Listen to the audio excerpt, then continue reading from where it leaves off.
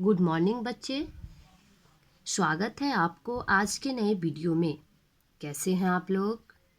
उम्मीद करती हूँ आप सब बहुत बढ़िया होंगे।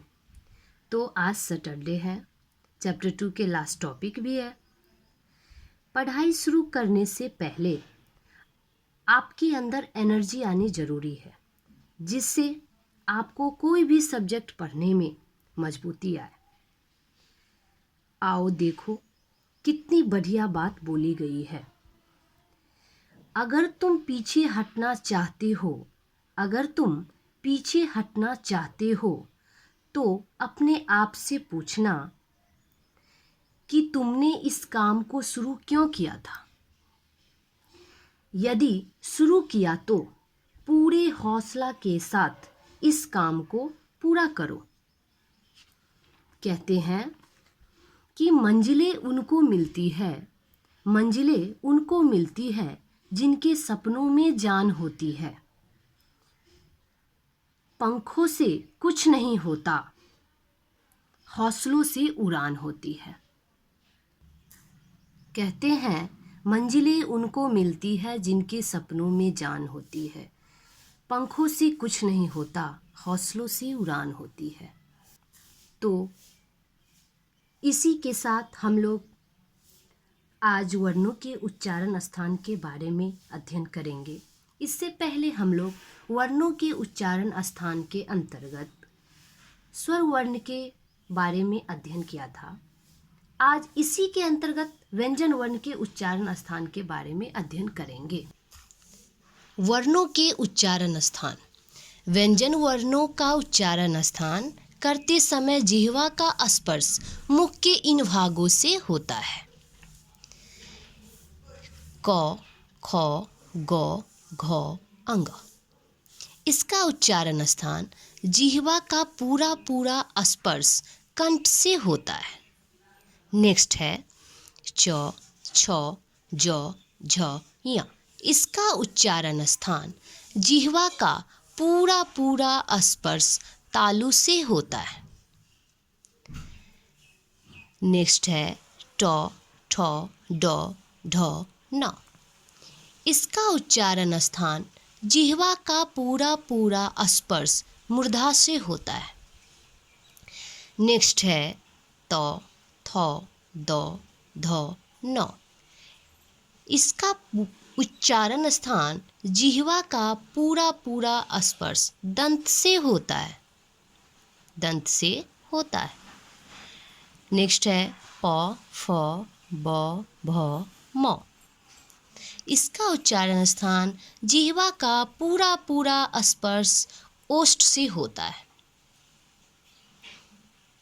ये व्यंजन वर्ण के अंतर्गत आता है।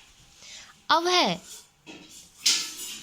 व्यंजन वर्ण के लास्ट वाले वर्ण को देखेंगे। अंग, य, न, म। इसका उच्चारण स्थान जब ये सबों से अलग होता है तो इसका उच्चारण स्थान नाक से होता है, क्योंकि ये पंचम वर्ण के अंतर्गत आता है। नेक्स्ट है व्यंजन वर्णों के अंतर्गत अंतःस्थ का उच्चारण स्थान जिह्वा का स्पर्श मुख के इन भागों से होता है। य, जिह्वा का स्पर्श तालु से होता है।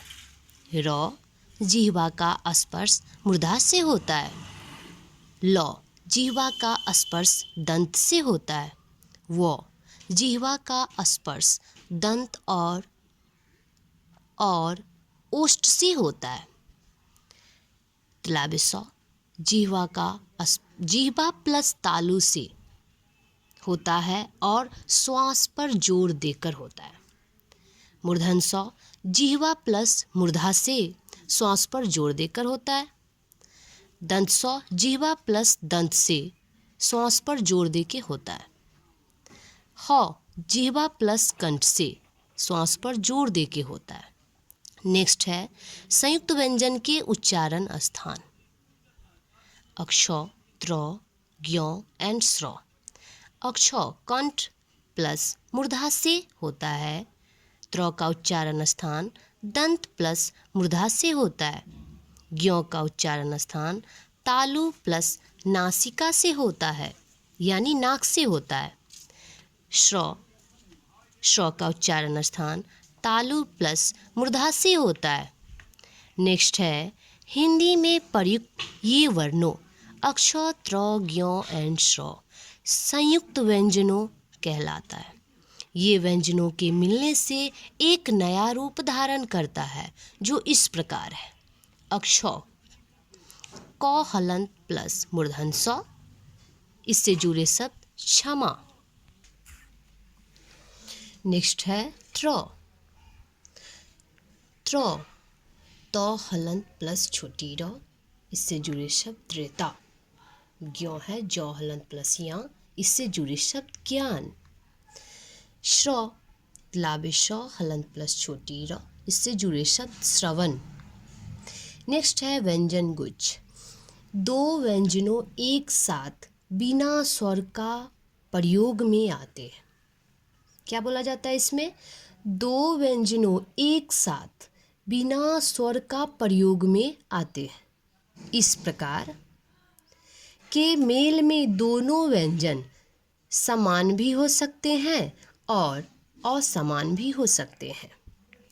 जैसे क हलंत प्लस क, इससे जुड़े शब्द पक्का। ये समान व्यंजनों का मेल होता है, ये समान व्यंजनों का मेल होता है। नेक्स्ट है क हलंत प्लस त, इससे जुड़े शब्द रक्त। ये असमान व्यंजनों का मेल होता है। नेक्स्ट है द्वित्व व्यंजन। व्यंजन गुच्छ में जब समान व्यंजन हो और दो बार आपस में जुड़ते हैं तब यह मेल द्वित्व व्यंजन कहलाता है। व्यंजन गुच्छ में जब समान व्यंजन हो और दो बार आपस में जुड़ते हैं तब यह मेल द्वित्व व्यंजन कहलाता है। इस प्रकार से आज के वीडियो में हम लोग ने क्या क्या देखा, इसको थोड़ा रिपीट कर ले। सबसे पहले हम लोग व्यंजन के उच्चारण स्थान के बारे में अध्ययन किया। जैसे क से लेकर अंग तक का उच्चारण स्थान कंठ से होता है। फिर च से लेकर य तक का उच्चारण स्थान तालु से होता है। फिर ट से लेकर न तक का उच्चारण स्थान मूर्धा से होता है। फिर त से लेकर न तक का उच्चारण स्थान दंत से होता है। प से लेकर म तक का उच्चारण स्थान ओष्ठ से होता है। जैसा कि आप जानते हैं कि व्यंजन वर्णों के लास्ट वाले वर्ण जब अलग अलग लिखे जाते हैं तो इसका उच्चारण स्थान नाक से होता है, अर्थात ये पंचम वर्ण है। इसी प्रकार य का उच्चारण स्थान तालु से होता है। र का उच्चारण स्थान मूर्धा से होता है। ल का दंत से, व का दंत प्लस ओष्ठ से, तलावे श का तालु से, मूर्धन स का मूर्धा से, दंत स का दंत से, ह का कंठ से होता है। संयुक्त व्यंजन के उच्चारण स्थान अक्ष कंठ प्लस मूर्धा से, त्र दंत प्लस मूर्धा से होता है। ज्ञ तालु प्लस नासिका यानी नाक से, श्र तालु प्लस मूर्धा से होता है। इससे जुड़े सभी प्रश्नों के उत्तर दे, सभी वर्णों के उच्चारण स्थान लिखे, व्यंजन गुच्छ और द्वितीयक व्यंजन के बारे में। संयुक्त व्यंजन किसे कहते हैं, स्र से जुड़े 4 शब्द बनावे, संयुक्त व्यंजन के उच्चारण स्थान लिखे।